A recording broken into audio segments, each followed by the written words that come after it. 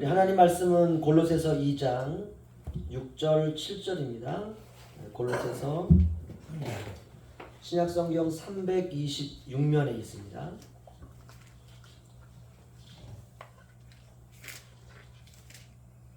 골로새서 2장 6절 7절 말씀이요. 325페이지요. 우리 짧기 때문에 한 목소리로 함께 합독하도록 하겠습니다. 시작. 그러므로 너희가 그리스도 예수를 주로 받았으니 그 안에서 행하되 그 안에 뿌리를 박으며 세움을 받아 교훈을 받은 대로 믿음에 굳게 서서 감사함을 넘치게 하라. 아멘. 우리 이렇게 인사하겠습니다. 은혜 많이 받읍시다. 은혜 많이 받읍시다. 오늘 지난 시간에 이어서 성장에 대한 갈망이라는 제목으로 함께 은혜를 나누기를 원합니다. 이번에 우리가 주일 예배는 그 성장에 관한 말씀을 중심으로 한 10번 정도 설교를 좀 하려고 하는데요. 예수 그리스도를 우리가 믿는 게 무엇인지, 그리고 예수님의 생명이 과연 어떤 것인지 아주 중요한 내용들을 설교하려고 합니다. 잘 들으시고 쉽게 하려고 하니까 잘 들으셔서 이미 알고 있는 내용이지만 정확하게 정리를 하시고, 또 그러면 신앙도 더 이렇게 하나님 앞에 온전하고 바르게 되지 않을까, 그런 마음을 갖게 됩니다. 지난 시간에 설교 드린 내용을 좀 약간 반복을 해드리면요, 먼저 이 세상에 어떤 생명체든지 처음에는 출생을 하게 됩니다. 출생을 하고 그 다음에 성장하게 되고, 그리고 성숙하게 되고 완숙함에 이르게 된다라고 말씀을 드렸습니다. 그러나 출생하고 성장과 성숙과 완숙함이라고 하는 것은 영광을 말하는 것이죠. 그러나 이 단계마다 성장통이 있다 그랬습니다. 여러분 그 성장통 잘 견디시기를 주의 이름으로 부탁을 드립니다. 하나님의 영광으로 빚어지는 하나님의 손길, 그것이 바로 성장통입니다. 그런데 오늘 2장 6절에서 7절 말씀을 보시면 맨 마지막에 감사를 넘치게 하라. 그리스도 예수를 주로 받아 그 안에서 행하되 그 안에 뿌리를 받고 세움을 받고 교훈을 받은 대로 믿음에 굳게 서서 어떻게 살아가느냐, 감사함을 넘치게 하라 라고 말하고 있습니다. 여러분, 감사가 신앙의 열매입니다. 모든 상황 속에서 나는 감사가 된다 그러면 완숙함에 이르렀다라고 하는 증거입니다. 저와 여러분이 이르러야 되는 바로 그 열매, 그것이 바로 완숙함입니다. 여러분 매 순간순간마다 성장통이 올 때 여러분 감사하시기를 주의 이름으로 부탁을 드립니다. 여러분 성장은 축복입니다. 성장은 아름다움입니다. 우리가 우리 자녀들이 커가는 것을 보면 어떻습니까? 굉장히 아름답죠. 성장은 주변을 기쁘게 합니다. 우리의 육체적인 성장도 그렇고요, 우리의 정신적인 성장도 그렇고요, 우리의 인격적인 성장도 그렇습니다. 우리가 육체적으로, 정신적으로, 우리가 또 인격적으로 우리의 성품이 성장해 가는 것을 볼 때, 야, 정말 축복이다, 아름답다, 귀하다, 기쁘다, 우리가 이렇게 느끼게 됩니다. 그러나 무엇보다도 우리의 영적인 성장은 하나님과 교회의 영광이 됩니다. 사람은 성장하고 자라가야 됩니다. 이것이 바로 사람 다음으로 가는 과정입니다. 유명한 조각가 미켈란젤로가 한 번은요, 훌륭한 조각 예술품을 만들기 위해서 커다란 돌덩어리를요, 대리석 덩어리를 자기 집 앞에 딱 갖다 놨습니다. 사람들이 보니까 엄청나게 큰 대리석이 그냥 그 미켈란젤로 집 앞에 딱 있는 거예요. 야, 대단하다 이 돌이. 그러자 미켈란젤로가 이제 그 다음날 망치와 정을 가지고 와가지고 이 큰 돌을 막 깨뜨리기 시작합니다. 그러니까 이 그 모서리에 있는 이 돌부터 그냥 돌이요, 그냥 팍팍 사정없이 깨어져 나가고 떨어져 나가기 시작합니다. 그러자 어떤 사람이 다가와서 이렇게 묻습니다. 아니, 이 좋은 대리석을 갖다 놓고 이걸 막 깨버리면 어떻게 합니까? 이건 낭비 아닙니까? 이렇게 물어보자 미켈란젤로가 이렇게 대답합니다. 이 대리석이 깨어져 나갈 때 비로소 조각은 살아나게 됩니다.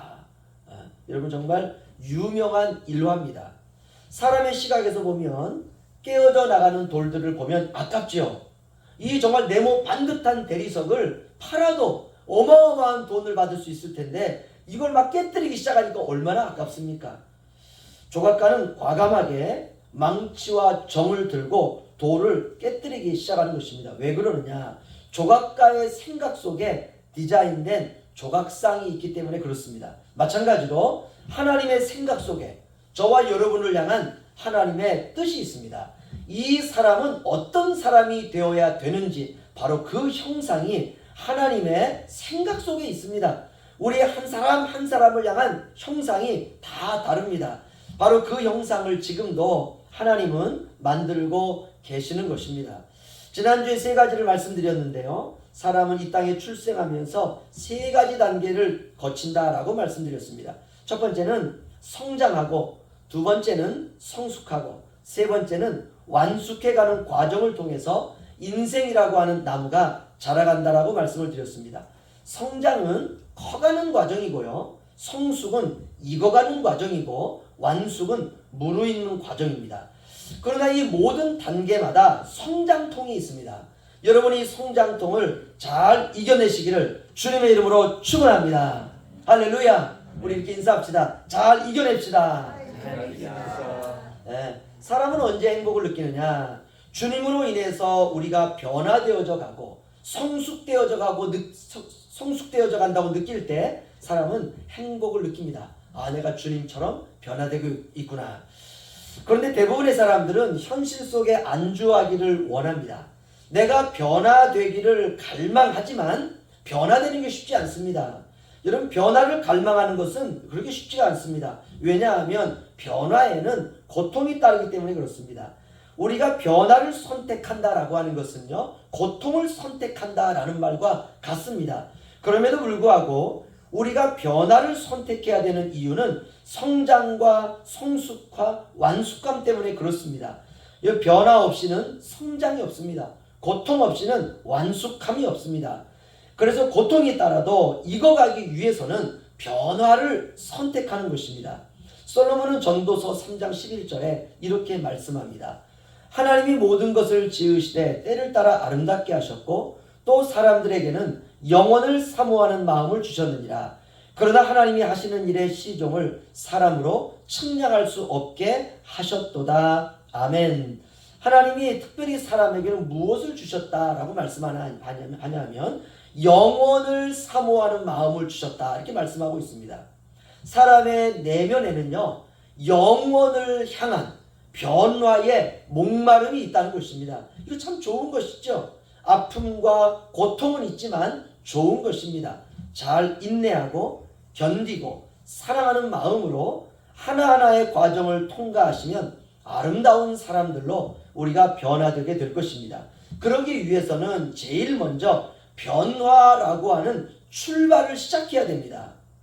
변화를 시작하기 위해서는 어떻게 해야 되느냐? 우리가 골로새 2장 6절 7절입니다. 우리 다시 한번 읽도록 하겠습니다.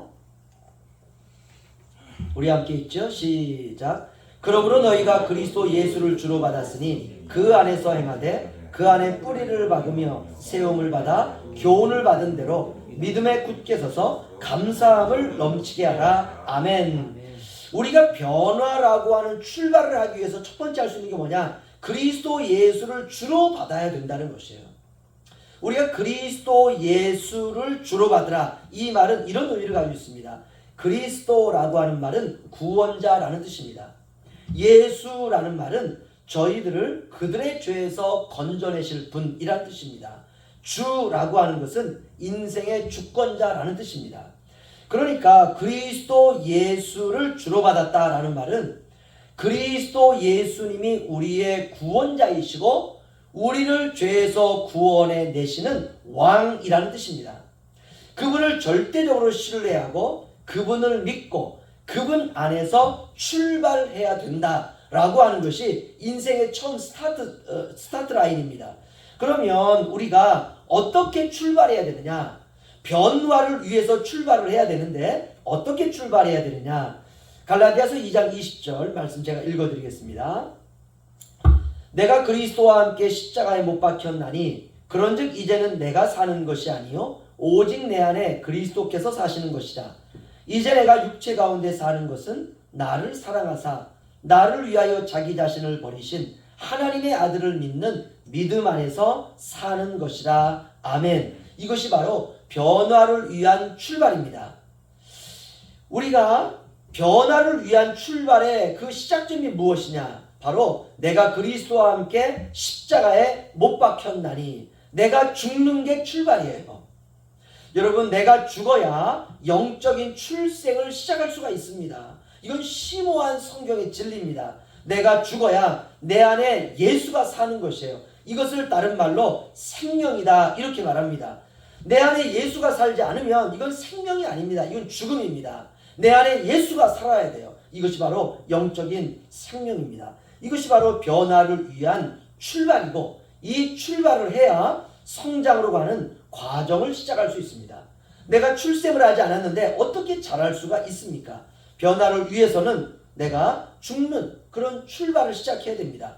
여기서 십자가에 못 박혀 죽었다라는 말은 나의 소중한 것을 내려놓는다라는 뜻입니다. 내가 죽어야 돼요. 육체의 자리를 떠나야 됩니다.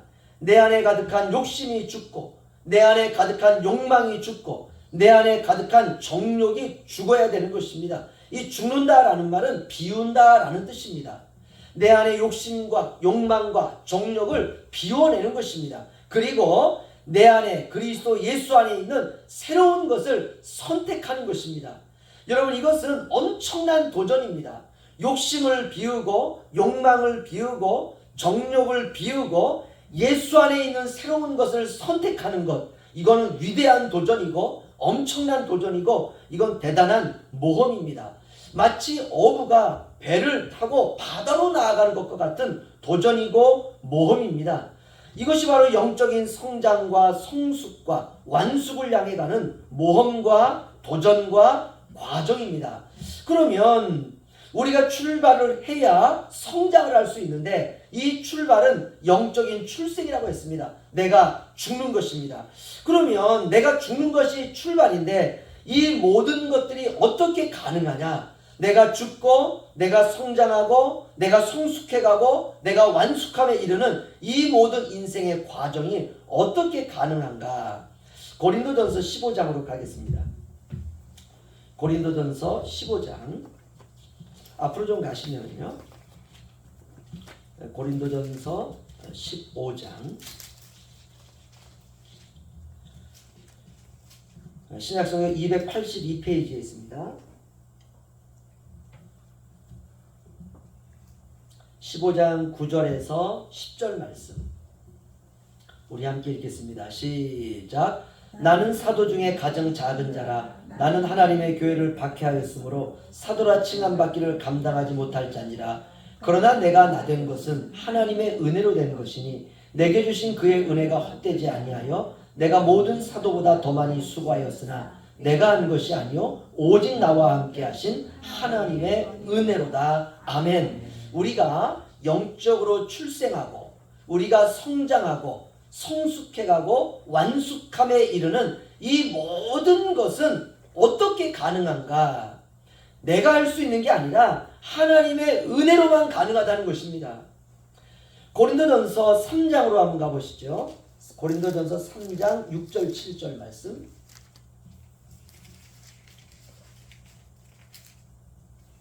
우리 다 함께 읽겠습니다. 시작. 나는 심었고 아볼로는 물을 주었으되 오직 하나님께서 자라나게 하셨나니 그런즉 심는 이나 물 주는 이는 아무것도 안 주되 오직 자라나게 하시는 이는 하나님뿐이니라. 아멘. 할렐루야. 우리가 성장하고 성숙함에 이르고 완숙함에 이르는 모든 것들 하나님이 하신다는 거예요. 자라나게 하시는 이는 하나님이시니 물 주는 이나 심는 이나 가꾸는 이나 풀을 뽑는 이들 다 이건 뭐 우리 주변에 믿음이 성숙한 분들 아닙니까? 이런 사람들은 아무것도 아니로되 오직 자라나게 하시는 이는 하나님뿐이니라. 우리가 성숙해 가는 것, 우리가 성장해 가는 것, 우리가 완숙함에 이르는 모든 것들 하나님의 은혜가 우리를 그렇게 만들어 가신다는 것입니다. 모든 것이 하나님의 은혜입니다. 그래서 우리는 그 하나님을 믿고 신뢰하고 따라가는 것, 이것이 우리가 할 수 있는 전부입니다. 하나님의 은혜가 아니면 성장할 수 없습니다. 우리의 노력으로는요 도덕적인 인간밖에는 될 수 없습니다. 우리가 도덕이 세상의 아름다움이라면 거룩은 하나님의 아름다움입니다.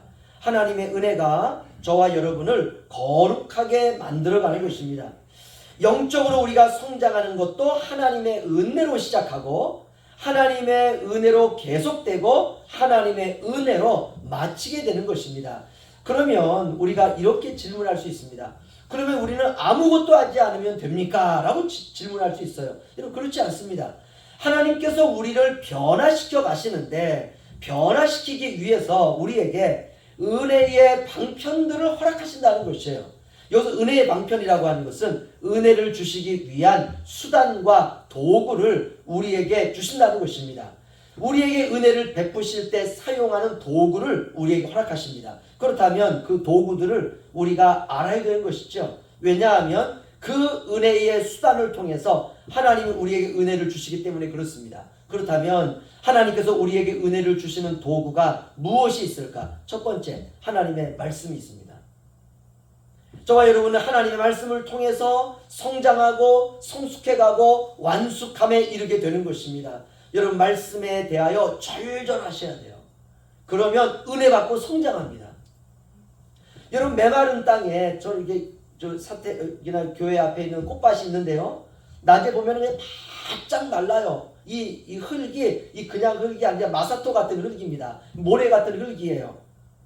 그래서 낮에는 뭐 물을 줄 수도 없어요. 낮에 물 주면은 마치 그 이파리들이 막 뭐랄까 막 대는 것과 똑같다며, 그렇죠? 물 주면 막 이파리가 막 죽는다고 그러시더라고요. 낮에 물 주면 절대 안 된다고. 근데 보면은 이 땅이 바짝바짝 말라갑니다. 그래서 아침과 저녁으로 물을 주는데요. 그냥 얼마나 목이 마르겠습니까? 그래서 물을 줄 때 그 식물들이 그 물에 대하여 갈망이 있는 거죠. 그래서 물을 쭉쭉 빨아들이는 것입니다. 하나님께서 우리에게 은혜를 주시기 위해서 은혜의 도구를 주시는데 첫 번째가 하나님의 말씀입니다. 이 말씀에 대하여 우리가 절절하는 것입니다. 그러면 은혜 받고 성장합니다. 두 번째는 예배입니다. 이 예배도 하나님께서 우리에게 은혜를 주시기 위한 도구입니다. 예배에 절절하는 것이에요. 우리가 주일 예배에 나올 때, 새벽 예배에 나올 때, 우리가 수요 예배에 나올 때, 때로는 기도하러 올 때 우리가 절절한 마음으로 우리가 나오는 것입니다. 그러면 은혜 받고 성장합니다. 세 번째는 기도입니다. 하나님께서 우리에게 은혜의 방편으로 기도를 주셨습니다. 기도는 우리가 영적인 호흡이라고 말씀하지 않습니까? 우리가 기도에 절절할 때 은혜 받고 성장합니다. 네 번째는 찬양입니다. 우리가 찬양에 절절하는 것입니다. 찬양할 때 우리가 우리의 신령을 다해서 마음을 다해서 주님 앞에 찬양하면 은혜 받고 성장합니다. 다섯 번째는 만남입니다. 주님과 매일매일 만나는 것이요. 주님과의 만남에 절절하는 것입니다. 주님, 저를 직장에서 만나주시고 가정에서 만나주시고 밭에서 일할 때 만나주시고 주님과의 만남에 절절하면 주님께서 은혜 주시고 우리가 성장하게 됩니다. 때로는 다양한 서적들입니다.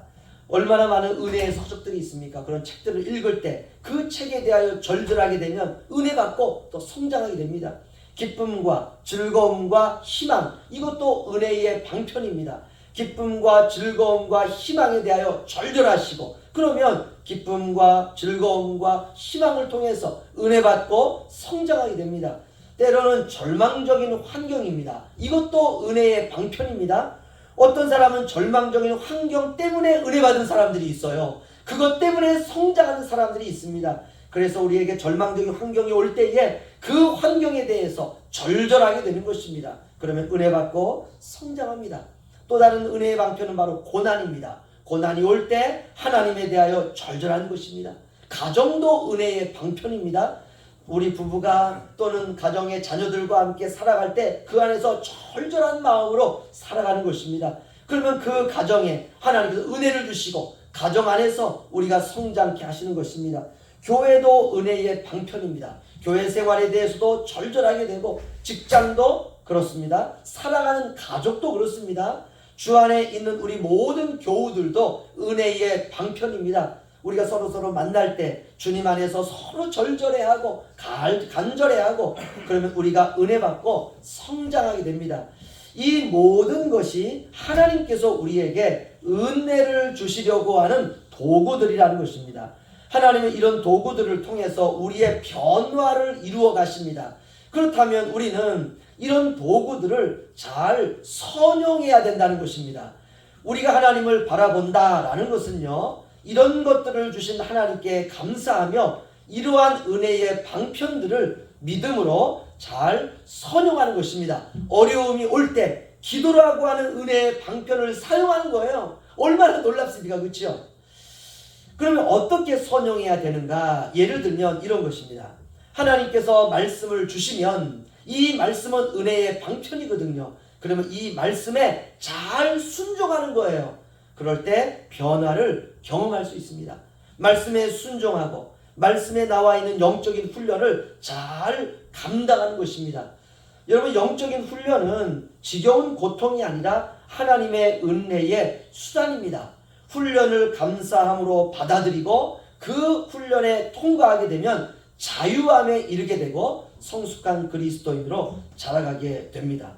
두 번째, 예를 들면 이런 겁니다. 하나님께서 우리를 변화시키기 위해서 좋은 만남을 주실 때가 있습니다. 내가 그동안 알지 못했던 사람인데 새로운 사람을 만나게 했어요. 그 사람을 알게 되었습니다. 그러면 우리는 그 만남을 통해서 알게 된 그분들로부터 하나님께서 나에게 주시려고 하시는 가르침을 잘 받는 것입니다. 그럴 때 변화를 경험할 수가 있습니다. 때때로 하나님께서 우리를 변화시키기 위해서 고난을 허락하실 때가 있습니다. 이 고난도 은혜의 방편입니다. 그러면 우리가 그 고난에 잘 반응하는 것이에요. 고난 때문에 좌절하고 고난 때문에 절망하고 고난 때문에 원망하는 것이 아니라 고난을 성장의 밑거름으로 사용하는 것입니다. 고난을 스승으로 알고 고난을 통해서 배우고 고난을 통해서 내가 단련되는 것입니다. 그러면 고난을 통해서 놀라운 변화를 경험할 수 있는 것입니다. 바로 이 일을 위해서 성령께서 저와 여러분 안에 내주하는 것입니다. 성령께서는 바로 이러한 은혜의 수단을 통해서 우리가 잘 은혜를 받을 수 있도록 하나님께서 우리에게 능력을 허락해 주십니다. 그러니까 은혜의 수단이 올 때에는 은혜의 수단만 오는 것이 아니라 은혜의 수단을 활용할 수 있도록 능력도 함께 주신다는 것입니다. 때로는 우리가 실패한다 하더라도, 여러분, 실패도 은혜의 수단입니다. 실패해도 다시 일어설 수 있도록 하나님께서 우리에게 힘과 능력을 주십니다.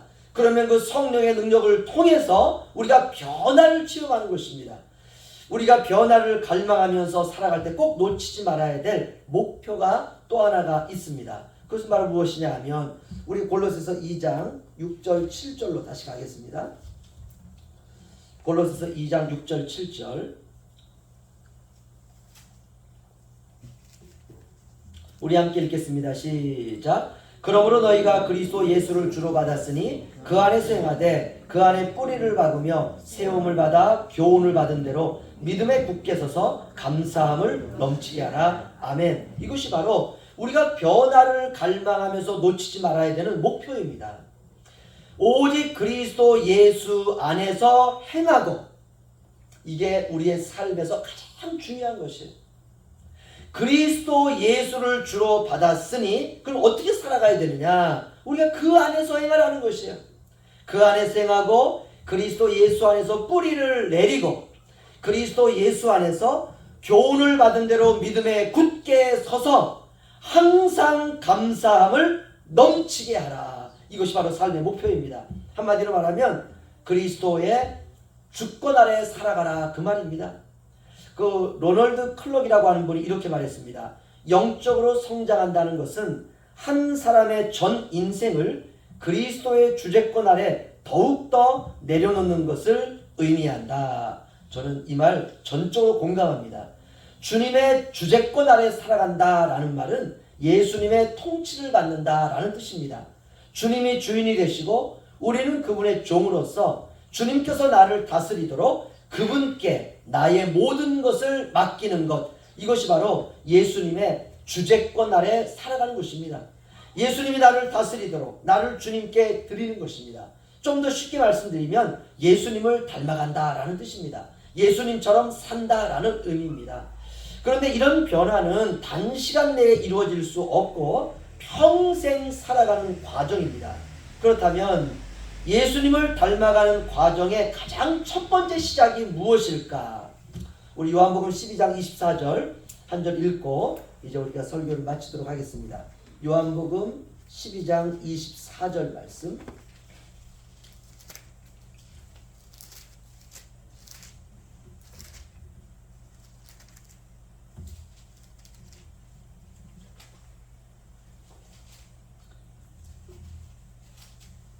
예수님을 닮아가는 우리의 인생의 첫 번째 시작이 바로 요한복음 12장 24절입니다. 다 함께 읽겠습니다. 시작. 내가 진실로 진실로 너에게 이르노니 한 알의 밀이 땅에 떨어져 죽지 아니하면 한 알 그대로 있고 죽으면 많은 열매를 맺느니라. 아멘. 예수님을 닮아가는 첫 번째 시작, 생명이 생겨야 돼요. 그렇죠? 성장하기 위해서는 첫 번째 가장 중요한 건 생명이 있어야 돼요. 죽은 것은 성장이 없습니다. 그래서 예수님을 닮아가는 첫 번째 시작은 바로 생명이 시작되는 것입니다. 그럼 어떻게 하면 우리 안에 생명이 시작되느냐? 한 알의 씨앗이 땅에 떨어져 죽어야 된다라고 말하고 있습니다. 예수님의 십자가에서 달려 죽으심으로 그분의 생명이 저와 여러분에게 떨어졌습니다. 여기서 한 알의 씨앗은 바로 예수님을 말합니다. 땅에 떨어져 죽은 바로 그 씨앗이 저와 여러분 안에 심겨져야 된다는 것이죠.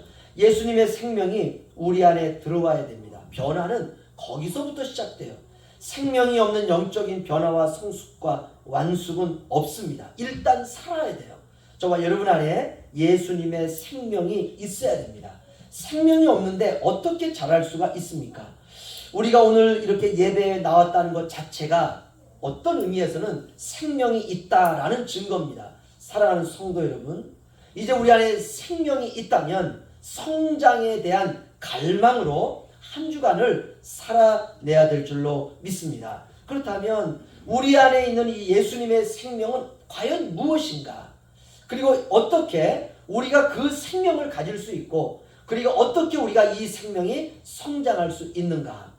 우리는 이 말씀을 이제 다음 시간에 우리 계속 이어서 해나가게 되리라 믿습니다. 한 주간 동안 저와 여러분에게 십자가에 죽으시면서 우리에게 주신 바로 그 생명, 그 생명이 매 순간순간마다 한 주간 동안 계속해서 성장해 나가야 되는 바로 그 갈망과 갈급함으로 한 주간 살아가시는 저와 여러분 되시기를 주의 이름으로 축원합니다. 기도하겠습니다.